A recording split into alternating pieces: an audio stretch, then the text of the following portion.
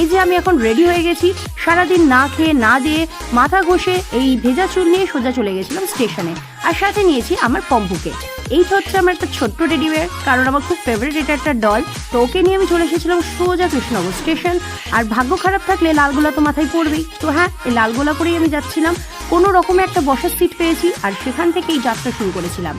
সারা রাস্তায় এরকম মুখ ভাঙিয়ে ভিডিও করতে করতে কখন যে শিয়ালদা পৌঁছে গেছি বুঝতেই পারলাম না। শিয়ালদা নেমে সোজা শিয়ালদা গেটের বাইরে গিয়ে ভাবলাম একটা ভিডিও করে নেওয়া যাক। আর ভিডিওটা সেরে নিতে না নিতেই এই যে তোমাদের সঞ্জয় দাদা এসে হাজির।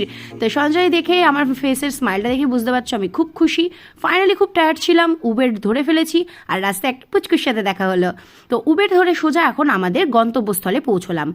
গিয়ে কিন্তু ফার্স্ট আমার নজরে পড়েছে মোমো, কারণ সারাদিন সকাল থেকে আমরা দুজনেই কিছু খাইনি, কারণ ওর মাথাও টেনশন ছিল কিভাবে ও আমাকে পিক আপ করবে। নিজেকে টিভিতে দেখার ইচ্ছা ছোট থেকেই ছিল, তো যেহেতু টিভিতে ওয়ার্ক করতে পারিনি